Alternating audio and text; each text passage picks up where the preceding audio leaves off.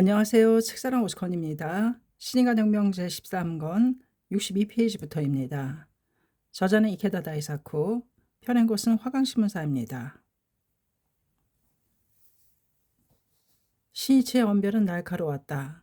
도대체 인류는 강대국이 약소국을 지배하고 유린하는 이런 약육강식의 권력주의를 언제까지 방치해둘 것인가?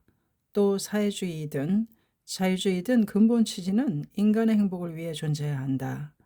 그런데 그런 제도나 이데올로기가 우선시되어 그 무엇과도 바꿀 수 없는 존귀한 인간의 생명을 위협하고 있다. 시니치는 이렇듯 본말이 전도된 현실을 개혁하고 진실한 인간성의 세계를 열기 위해서는 무엇보다 생명의 존엄을 입증하는 확고한 철학을 근본으로 한 거대한 운동이 불가결하다고 역설했다. 니치렌 대성인의 위대한 생명 철학을 수시한 우리의 실천과 투쟁이야말로 기존의 권력주의의 아성을 철저하게 타파하고 수천 년에 걸쳐 이어온 역사의 종지부를 찍는 진실한 생명의 세계를 위한 본류임을 깊이 또 깊이 자각합시다. 우리와 같은 박수가 울려 퍼졌다. 모든 참석자들의 얼굴은 결의에 빛나고 있었다. 신씨는 한층 더 힘이 들어간 목소리로 말했다. 이 자리에서 나는 중1 문제를 언급하고자 합니다. 이러한 시점에 중1 문제를 논하는 것은 시기가 적절하지 않다고 말하는 사람도 많을지 모릅니다. 그러나 우리가 추구해온 지구민족주의, 세계민족주의의 이념으로 보아도 중국 문제는 어떻게든 언급해야만 하는 다급하고도 중요한 사안입니다. 나는 어디까지나 일본인의 한 사람으로서 또 미래의 평화를 담당하는 한 청년으로서 여러분과 함께 이 문제를 생각하고자 합니다. 드디어 이날의 최대 테마인 중국 문제에 들어왔다. 그는 문제 해결 방도로 다음에 3가지로 호소했다. 첫째, 중국의 존재를 정식 승인하고 국교를 정상화할 것. 둘째, 유엔에서 정당한 지위를 회복할 것. 셋째, 경제적 문화적인 교류를 추진할 것.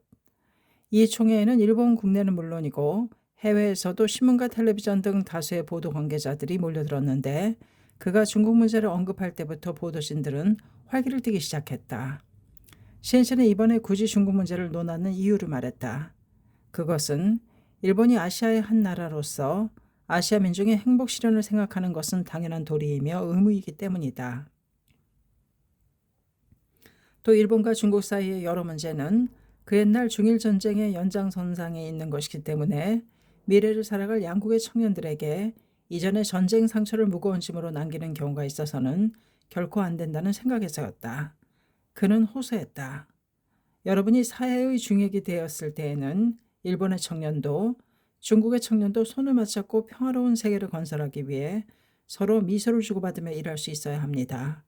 일본과 중국을 축으로 아시아의 모든 민중이 서로 돕고 지켜주게 되었을 때 비로소 오늘날 아시아를 뒤덮은 전쟁의 잔혹함과 빈곤의 먹구름이 완전히 사라지고 희망과 행복의 태양이 찬란히 비추는 시대가 올 것이라고 말씀드리는 바입니다.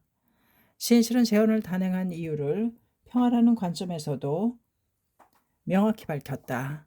나는 결코 공산주의 예찬론자가 아닙니다. 오로지 국제사회의 동향을 살펴본 결과 아시아는 물론이고 세계의 평화를 위해서는 어떠한 나라와도 사이좋게 지내야만 한다는 사실을 호소하고 싶은 것입니다. 핵무기가 인류를 위협하는 오늘날 인류를 파멸해서 구할 수 있느냐 없느냐는 국경을 초월한 우정을 확립할 수 있느냐 없느냐에 달려있다고 해도 과언이 아닙니다. 중국 문제를 굳이 논하는 것도 바로 이 한 가지 점 때문이라는 것을 이해해 주시기 바랍니다. 이 문제를 해결하지 않고서는 1, 2차 세계대전과 같은 사태가 다시 일어나지 않는다고 아무도 장담할 수 없습니다. 우정이라는 말에서 느낄 수 있듯이 신씨는 단순히 국가의 대응을 논한 것이 아니라 민중 차원에서 중국 그리고 세계와의 연관성을 생각하고 있었다. 국교도 그 본인은 인간의 교류, 민중의 교류에 있다. 우정과 신뢰의 유대를 인간 사이에 맺어야 한다. 국가라 해도 그것을 움직이는 것은 인간이기 때문이다. 당시 보수파 사이에서 중국은 침략적이고 위험한 나라라는 견해가 지배적이었다. 그래서 신이치는 마오쩌둥 주석이 사실은 민족주의자에 가까우며 동양적인 전통을 이어받고 있다고 분석하면서 중국이 무력으로 침략 전쟁을 단행하는 것은 생각할 수 없다고 단언했다.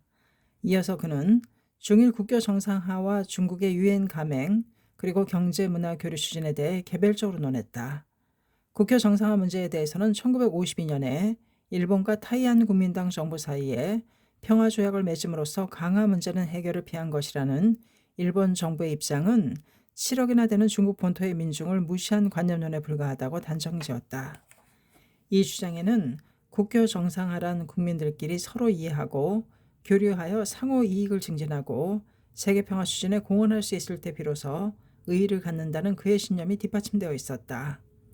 또 두 나라 사이에는 일본이 전쟁 중 중국에 끼친 손해에 대한 배상 문제 등 국교 정상화 실현에 장애가 되는 문제들이 산적해 있었다. 그런 만큼 교섭은 난항에 처할 것이 뻔했다. 따라서 신이치는 다음과 같이 제안했다.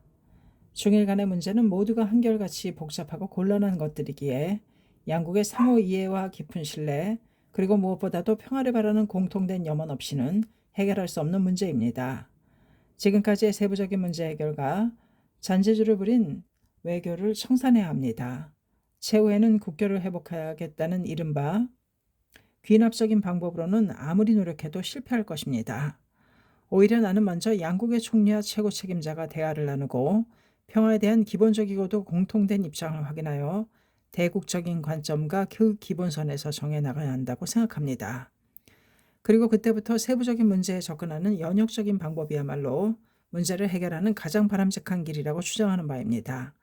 그런 다음 사토 정권은 중국과의 국교 정상화를 위해 움직일 의사가 없음을 지적하고 국교 회복을 위한 담당자로서의 공명당에 대해 강한 기대를 표명했다. 이어서 신이치는 중국의 유엔 가맹 문제에 대해 논했다. 유엔이 중화인민공화국 정부와 타이완 국민당 정부 중 어느 쪽을 중국 대표로 인정하는가 하는 문제였다. 유엔 총회에서 중국의 대표권 문제가 처음으로 거론된 1950년의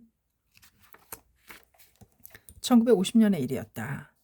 1949년에 중화인민공화국이 수립되자 본국 정부는 유엔의 대표권을 달라고 주장했다. 국제 정세도 당초에는 이를 승인하는 분위기였지만 이듬해 한국전쟁이 그 흐름을 바꾸었다. 1951년 2월 유엔은 새로운 중국 정부를 침략자로 비난하는 결의안을 채택했다. 그 결과 대표권은 계속해서 타이완 국민당 정부가 하게 되었다. 이후 10년간 대표권 문제에는 미국이 제출한 심의 보류안이 다수를 점했다.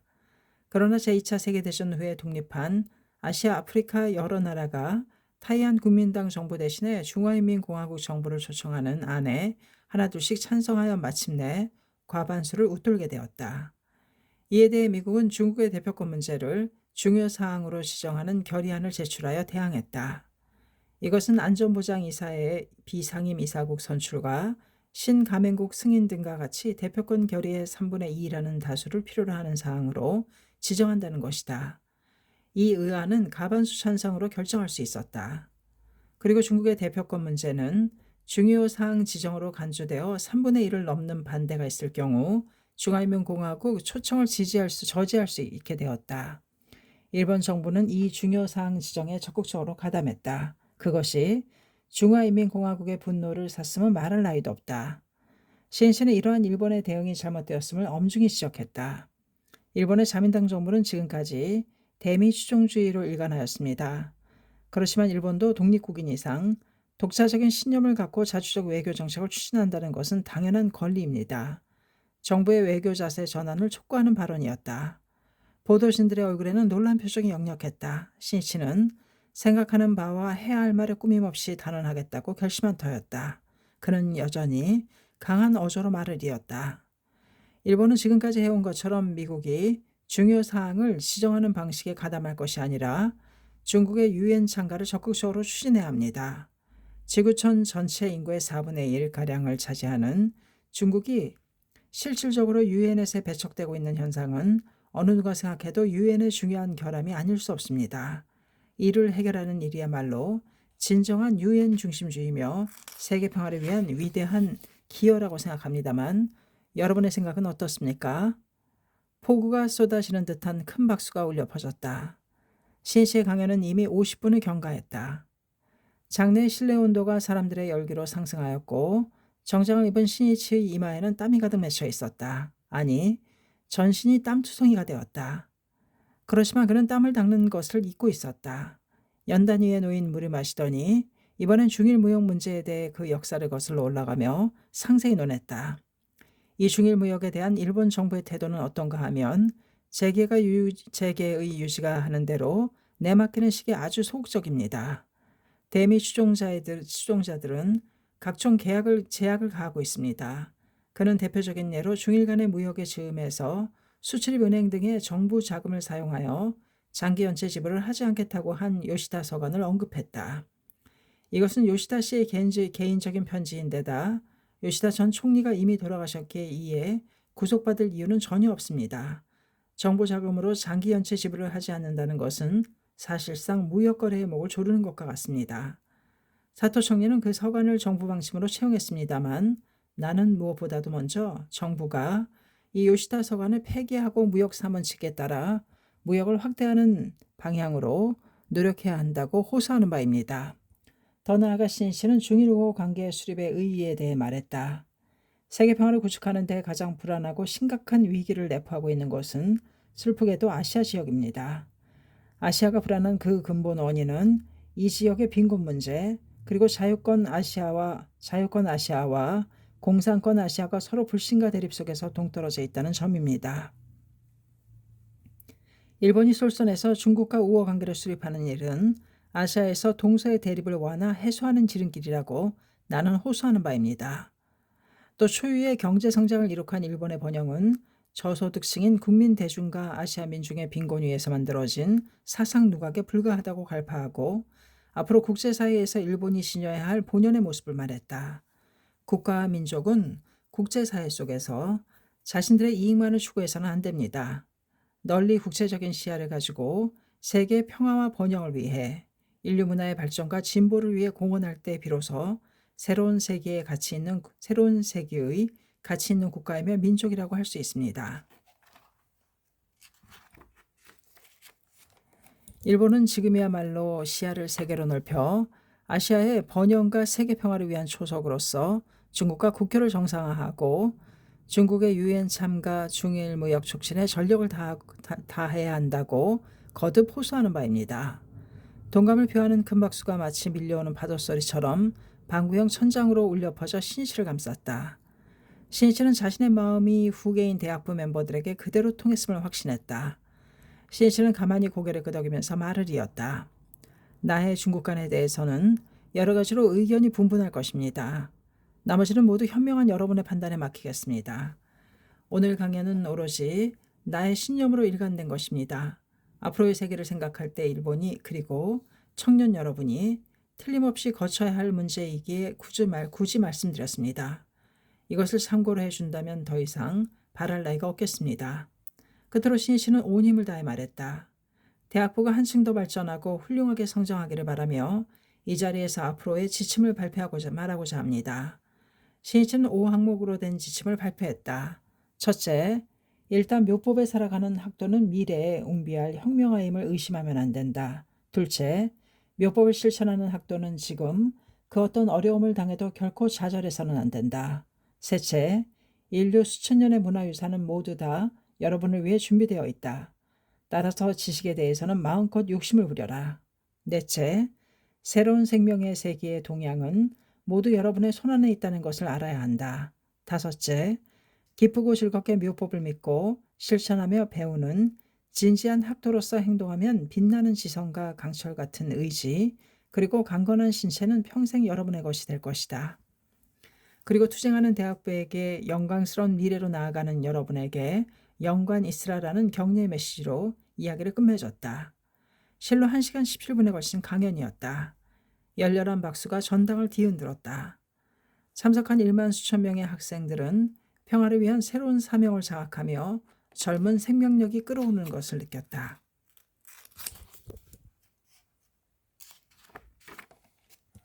이날 바로 이때 아시아를 뒤덮은 어둠 속에서 평화의 횃불이 타올랐다.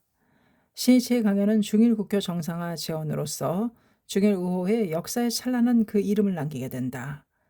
강연을 마친 신이치는 전년 10월에 회담한 구텐호프 칼레르기 박작과 대화한 시간을 해상했다. 그때 두 사람은 전쟁 포기를 추구하는 일본 헌법에 제시된 평화 이념과 정신을 전 세계로 확대하는 일이 일본의 사명이라고 합의했다. 전쟁을 포기하기 위해서는 불신을 신뢰로, 증오를 우정으로 바꿔 모든 나라들의 우호 관계를 구축하는 수밖에 없다. 이데올로기의 벽을 뛰어넘는 중일 국교 정상화 제창은 바로 그 합의를 구체화한 것이기도 했다.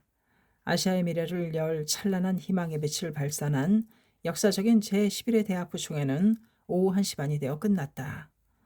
신시의 중일 국교 정상화 제언은 다음날 아사히, 요미우리, 마이니치 등 각 신문에서 일제히 다뤄졌다. 그중 마이니치 신문은 일면 톡기사 외에도 사면의 해설 기사를 게재하였는데 특히 양국의 수뇌끼리 먼저 대화를 나누자고 제창한 국교 추진 방법론을 주목하였다. 종래 정부 대응이 해결 가능한 문제를 사무적으로 처리하여 그것을 쌓아 올려가는 이른바 쌓아 올리기 방식이라면 대국적인 입장에서 상호 이해와 신뢰로서 연역적으로 해결을 도모한다는 신시의 제안은 새로운 발상이라고 평했다. 또 제언은 해외에도 발신되었다. 중국의 이 뉴스를 타전한 사람은 예전에 아키즈케 에이스케 일행과 만났던 류도요 기자였다. 류도요는 훗날 중국 문화부 부부장, 문화부 차관 등의 중책을 맡게 되는 인물이었다. 제언은 신화사가 발행하는 해외 보도지 참고 소식의 9월 11일자 제1면의 지면의 4분의 1 크기로 크게 보도되었다. 저온라이 총리는 신이치의 제언을 높이 평가했다. 또 일본의 민중 조직인 장각회 리더 신이치가 중일 우호를 열렬히 원하고 있으며 또한 그것을 당당하게 발표했다는 사실에 감탄한 모양이다. 더 나아가 이 제언은 중일 우호를 위해 힘써온 사람들에게도 커다란 반향을 불러일으켰다. 중국 문학자인 다케우치 요시미는 종합 월간지 우시오 11월호의 제언에 대한 감상을 발표했다. 다케우치는 기존의 국교 회복 운동과 우호 운동을 하면서 상처 입은 사람들에게 이렇게 호소했다. 강연을 읽어볼 것을 권한다. 여러분의 우직함, 그 우직함 때문에 상처 입은 여러분의 마음, 그 마음을 위로하고 의지처가 되어줄 그 하나가 여기에 있음을 지적하고자 한다. 그것은 신앙과 정치적 신조의 차이를 초월하여 한결같이 공감할 수 있는 내용이며 덕은 외롭지 않으리. 어진 사람은 보기 드물지만 천하에 전혀 없지는 않다. 다케우치는 제2차 세계대전 이후 중일 우호 운동에 투신한 인물이다. 그러나 국가 권력이라는 두터운 벽에 가로막혀 온갖 아픔을 맛보며 신음해야 했다. 희망도 점점 잃어버렸다. 신이치의 재원이 그런 다케우치의 마음을 강하게 뒤흔든 것이다. 다케우치는 신이치가 전쟁의 위기를 뼈저리게 느끼고 있음을 잘 알 수 있다고 말한 뒤에 다음과 같이 끝맺었다. 여기에 이전부터 근심해왔던 선비가 있다. 나의 비관론이 완전히 바뀐 것은 아니지만 한 줄기 빛을 발견했음을 고백하고자 한다. 건투를 기원한다. 또 마스무리 겐조가 제언을 듣고 100만 대군을 얻었다고 말한 것도 신시의 귀에 들어갔다. 학술월간지 아시아에서도 계속해서 제언 내용을 더 깊이 다룬 후속 원고를 발표해달라는 의뢰를 곧바로 보내왔다. 신시는 케이스낙하고 그 즉시 중일 제언에 관한 강연 부분을 학술적으로 글을 수정하여 중일 정상화를 위한 제언이라는 제목으로 논문을 완성했다. 이 제언은 아시아 12월호에 게재되었다. 그는 중일관계 개선을 위해 철저히 투쟁하리라 결의하였다. 그러나 반향은 결코 긍정적이지만은 않았다. 예상한 대로 격심한 비난과 중상이 쏟아졌다. 학계본부 등에는 협박 전화와 편지, 짓궂은 행위가 끊이지 않았다. 계속해서 가두 선전용 차를 내보내는 요란한 공격도 있었다. 종교인이 왜 빨간 띠를 두르느냐는 비판도 있었다. 또 대학부 총회가 지난 4월 뒤부터는 미일 안보부장 협의가 열렸는데 그 자리에서도 외무부의 한 고위 관료가 신이치의 제언을 거론하며 강한 불만을 표명했다. 제언은 중국에 대해 매우 잘못된 기대를 고양시키는 것이기에 일본 정부의 외교에 장애가 된다고 했다. 그는 미국의 주일대사, 주일미군 사령관 등과 협의하는 자리에서 노골적으로 비난을 퍼부었다. 야마토 신시나 장각해 모두 미일 두 정부에 해악을 끼치는 존재라는 인상을 강하게 심어놓으려는 의도였을 것이다.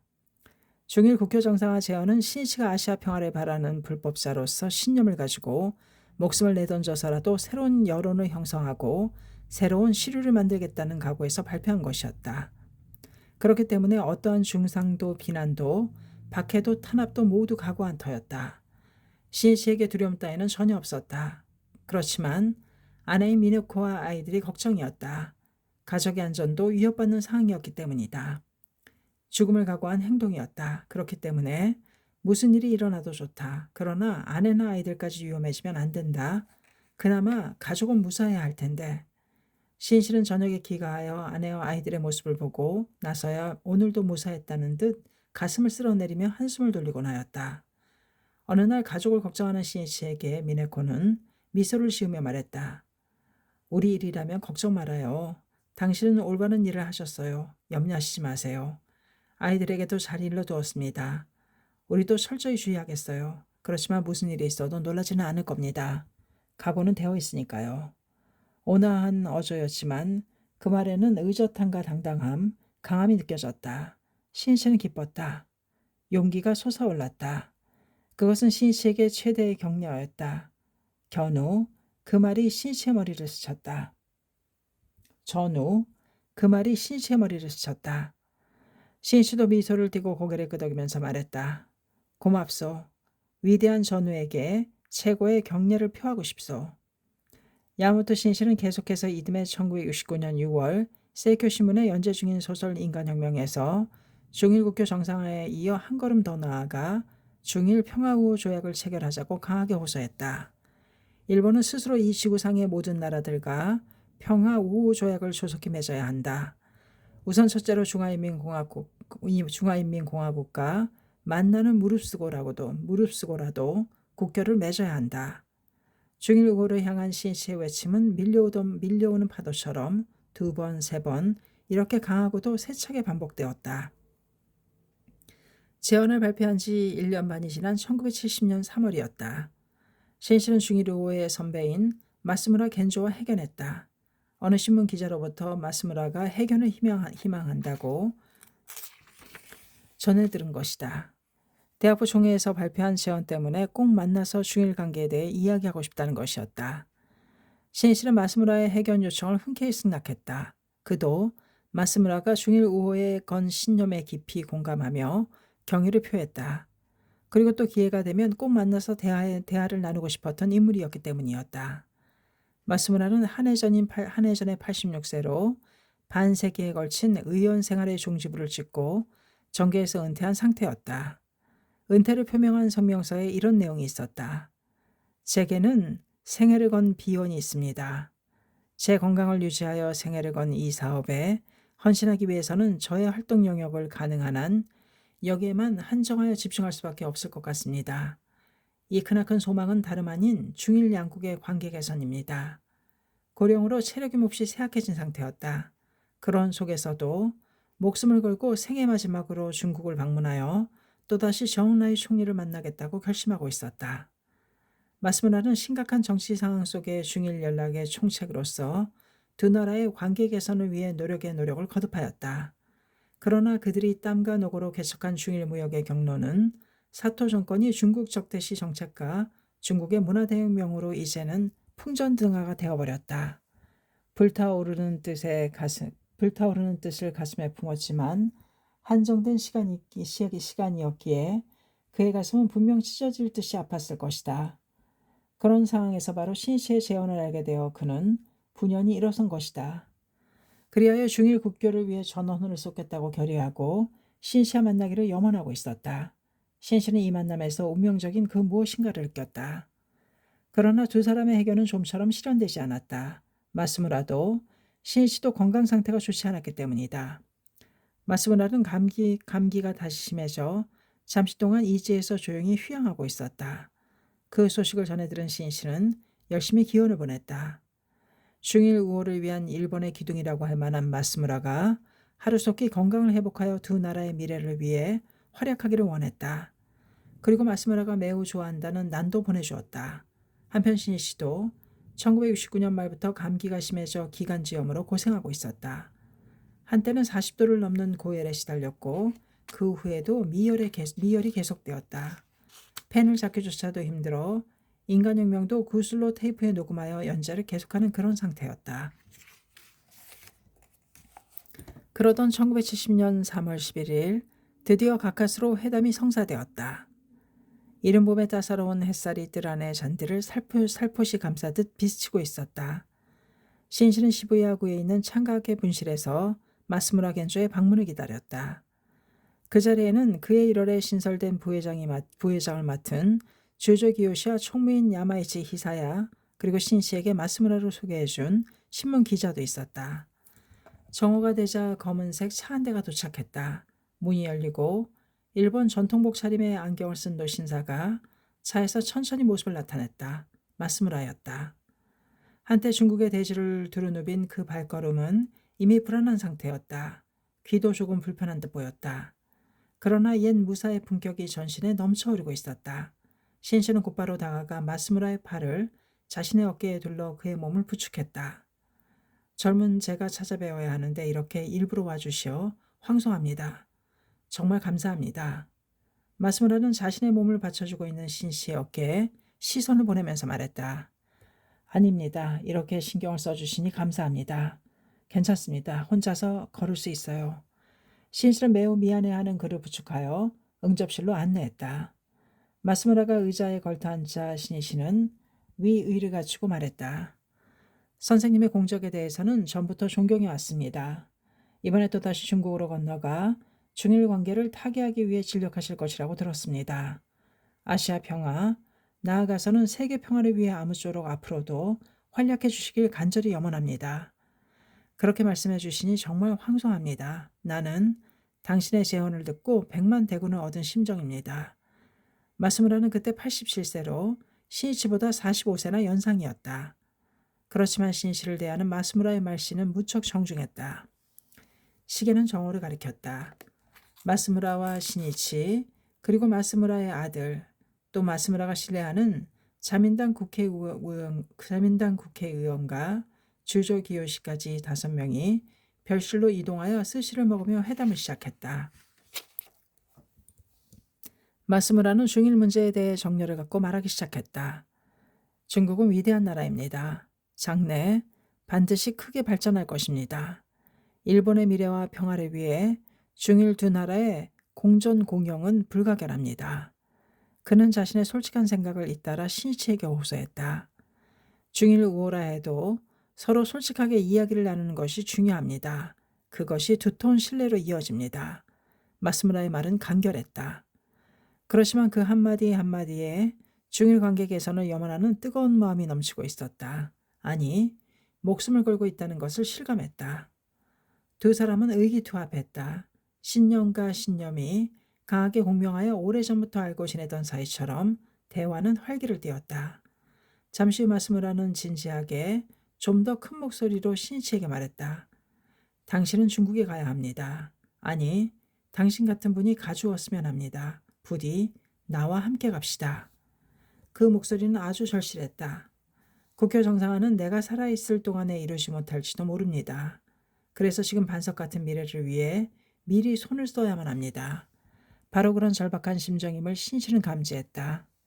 마스무라는 중일 의호를 의탁할 후계자를 찾아서 육성하려 했다.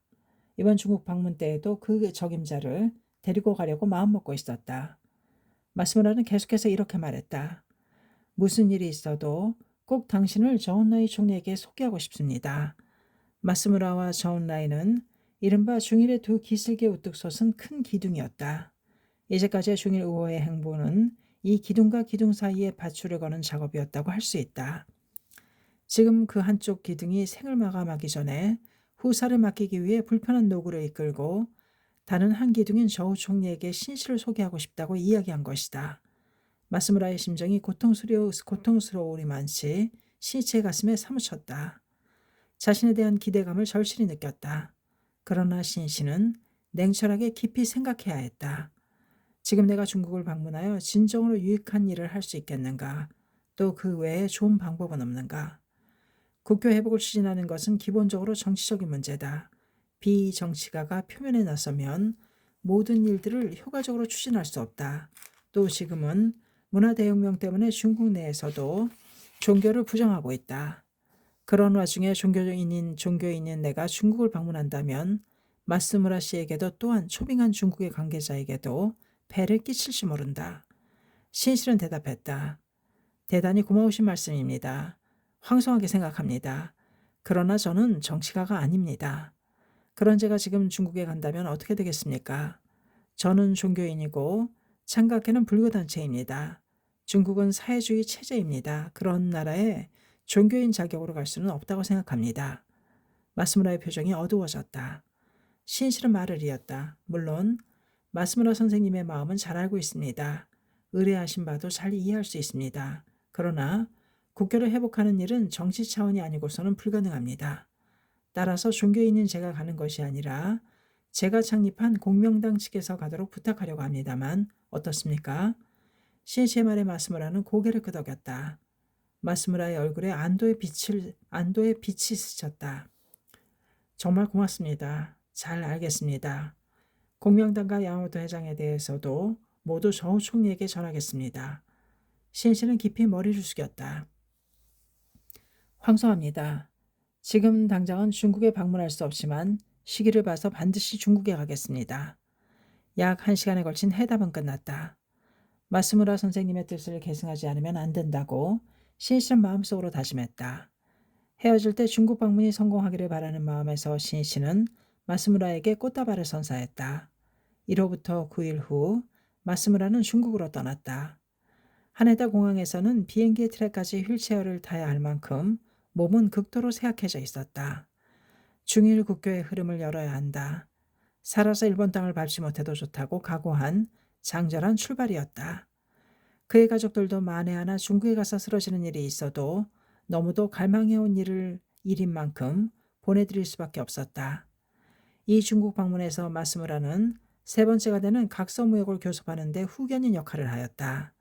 교섭은 난항을 겪었지만 4월 19일 협정이 조율되고 마스무라는 저우 총리와 회견할 수 있었다. 그 직후 그의 측근으로부터 도쿄에 연락이 왔다. 마스무라 선생님은 야마모토 선생님에 대한 말씀을 저우 총리에게 분명히 전해드렸습니다. 총리께서는 야마모토 회장님에게 아무쪼록 안부 말씀 잘 전해주십시오. 중국 방문을 열렬히 환영합니다. 라고 말씀하셨습니다. 공명당이 중국을 방문한 것은 그 이듬해인 1971년 6월이 되어서였다. 신씨는 출발을 앞두고 찾아온 당 간부에게 이렇게 말했다. 내 이름을 꺼낼 필요는 전혀 없습니다. 무엇보다도 성심성의껏 중국 지도자의 말을 듣고 우호를 추진하겠습니다.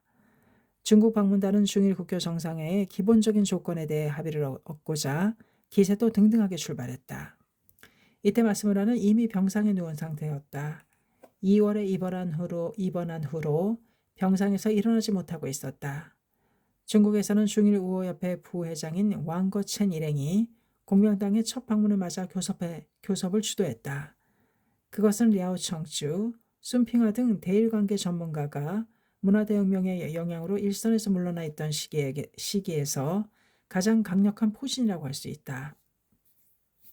이전만 봐도 저온라이 총리가 창각회가 낳은 공명당을 얼마나 중요시했는지 알 수 있다. 6월 18일 환영연회가 열린 자리에서 공명당의 방중 대표단은 제2차 세계대전 중 일본 군국주의의 침략과 만행에 대해 진심으로 사죄했다. 중일 우호협회 대표단과의 회담은 다음 날인 19일부터 베이징에 있는 호텔에서 열려 국교 정상화 조건을 둘러싸고 솔직한 의견을 주고받았다. 공명당 측은 국교 정상화를 위해 그동안 주장해온 하나의 중국, 타이완은 중국과 불가분의 영토, 타일 조약은 폐기해야 할 것, 중화인민공화국의 유엔 가입 등과 견해 등을 다시 피력했다. 중국 측도 이 주장에는 찬성의 뜻을 표했지만 미국의 아시아 정책에 대해서는 좀처럼 합의에 이르지 못했다. 중국 측은 미국의 아시아 정책을 미국 제국주의의 침략이라고 생각하였다.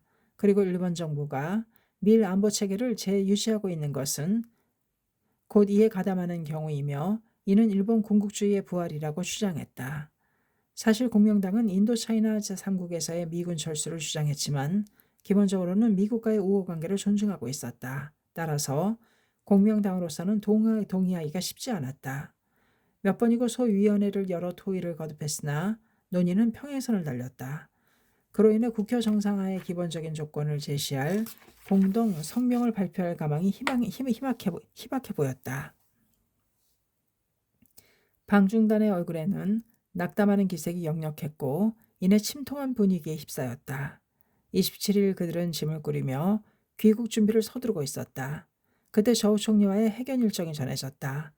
다음 날인 28일인 오후 10시 해견장인 인민대회당에 도착한 일행은 저우 총리 일행이 따뜻하게 맞이하였다.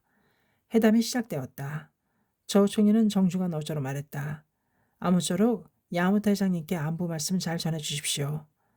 깊은 신뢰가 느껴지고 여운이 감도는 말이었다. 멤버들은 무엇보다 최우선으로 야무타 회장에게 전언을 전해준 데 놀라움을 감추지 못했다. 그리고 야무타 회장이 중일 의호를 위해 필사적으로 임하고 있음을 총리는 자세히 아는 듯했다. 공명당의 방중단 중 한 사람이 저우 총리에게 국교를 정상화하고 일본과 평화조약을 맺는 조건이 무엇인지를 솔직하게 물었다. 저우 총리는 말했다. 공명당이 창당되면서부터 여러분의 이야기에 주목하였습니다. 여러분은 중일 관계에 대해 좋은 의견을 많이 가지고 있어서 우리도 높이 평가하고 있습니다. 이번에 우리가 여러분을 초대한 것도 이러한 점 때문입니다. 공명당은 창당에 즈음하여 CH가 제안한 중일 국교 정상화를 외교 정책의 주요 사안으로 삼았는데 총리는 그 점을 주목하였다. 계속해서 총리는 여러분을 어떻게 하면 중일 국교를 회복할 수 있는지 그 방법에 대해 누구보다 올바른 의견을 가지고 계십니다. 라고 전제하고 공명당의 주장을 확인하듯 열거해갔다. 1. 하나의 중국을 인정하고 중화인민공화국이 중국 인민을 대표하는 유일한 정통 정부라고 인정한다. 2. 두 개의 중국, 하나의 타이완에 반대하여 타이완은 중화인민공화국의 일개 성임을 인정하고 타이완 기속미정론이라는 그릇된 견해에 반대한다. 3. 타일 조약은 불법이며 폐기해야 한다. 4. 미국의 군사력에 타이완과 타이완 해협을 점령한 사실을 침량으로 인정하고 모든 외국 군대는 그 지역에서 철수해야 한다고 주장한다.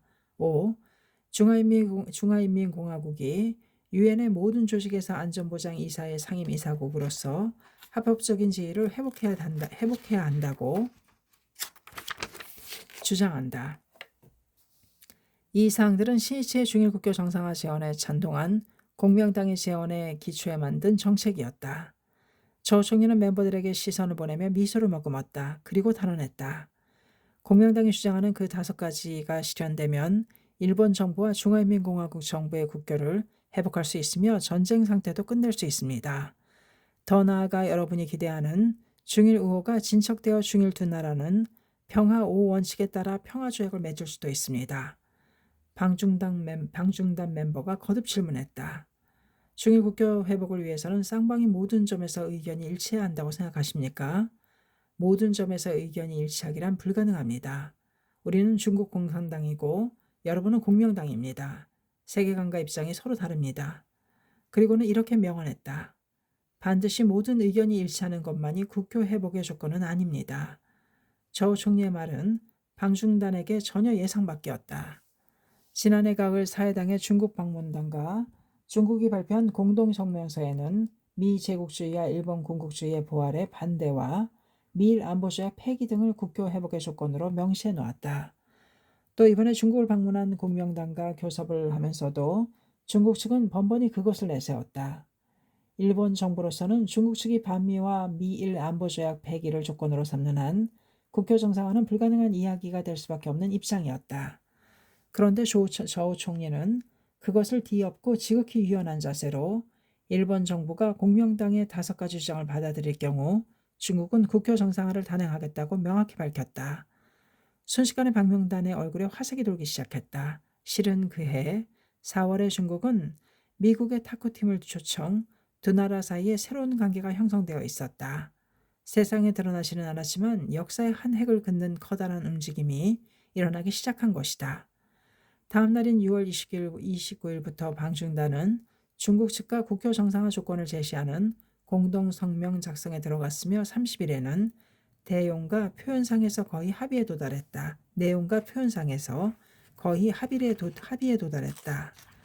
그렇게 해서 맞이한 7월 2일 드디어 공명당 방중 대표단과 중일 우호협회 대표단의 공동 성명 조인이 거행됐다. 중국과 공명당의 공동 성명이 발표되자 중일 국교 정상화의 기운은 점차 고조되었다. 여기에 제시된 조건이라면 일본 정부로서도 승낙할 것이라는 견해가 여론의 움직임이었다. 국교 정상화의 기본 조건을 명시한 이 공동 성명은 국교 수복 5원칙이라 불리며 그 후에도 정부 간 교섭의 길잡이가 된다. 공동 성명 발표 2주일 정도 지난 7월 중순 깜짝 놀랄 만한 뉴스가 전 세계에 퍼졌다. 미국의 닉슨 대통령이 갑자기 이듬해 5월까지 중국을 방문할 계획이라고 발표한 것이다. 그리고 이미 그 비례의 대통령 보좌관인 키신저가 중국을 방문하여 저은라이 총리와 회견한 사실이 밝혀졌다. 이에 가장 큰 충격을 받은 것은 미국의 반공 정책에 동조하여 중국에 대해 비우호적인 태도를 일관한 일본 정부였음은 말할 나위도 없다. 미국은 냉전 구도 속에서 중국을 적대시한 그동안의 아시아 정책의 대전환을 단행했다. 일본이 대중국 정책을 바꾸는 것은 이제 시간 문제였다. 야마토 신이치는 역사의 수레바퀴가 드디어 움직이기 시작했다고 생각했다. 그는 대학부 총회에서 먼저 중일 간의 순회가 대화를 나누어 평화를 향한 서로의 기본적인 입장을 확인하고 자세한 문제 해결을 도모해야 한다고 제안했는데 그것을 미중 순회가 먼저 실천하려 한 것이다. 신이치는 일본 정부의 우유부단한 활동에 유감스러움을 금할 수 없었다. 마스무라 겐조는 닉슨의 중국 방문 계획 보도를 병상에서 접했다. 그도 똑같은 마음이었을 것이다. 천둥을 동반한 비가 창문을 세차게 때리는 병동에서 그는 있는 힘을 다하여 말했다. 세계 평화를 위해 좋은 일이다. 앞으로 일본에게도 방법은 있다. 총리가 중국에 가는 것이다. 그러나 마스무라는 8월 21일 중일 국교의 다리를 보지 못하고 88세의 생애를 마쳤다. 신실은 눈물을 삼키며 그 소식을 접했다. 그리고 고인의 유독을 찬탄하고 세계 평화에 대한 다짐을 실은 장문의 조전을 보냈다. 이윽고 일본 정부도 중국에 대한 외교 정책을 전환하게 된다. 그러나 그것은 자신의 신념에 따른 것이 아니라 상황의 변화에 따른 추정일 뿐이었다. 시대는 중일 국교 정상화를 향해 급속한 기세로 나아갔다. 또 유엔에서도 거의 대부분의 나라가 중국의 대표권을 인정하게 되었다. 이에 1971년 10월의 유엔 총회에서는 중화인민공화국 정부가 중국을 대표하는 유일한 정부임을 인정하고 타이완의 국민당 정부를 대신하여 유엔에 초청해야 한다는 알바니아 사안이 76대 35라는 큰 차로 가결되었다. 그리고 이듬해 1972년 2월에는 닉슨 대통령이 중국을 방문했다.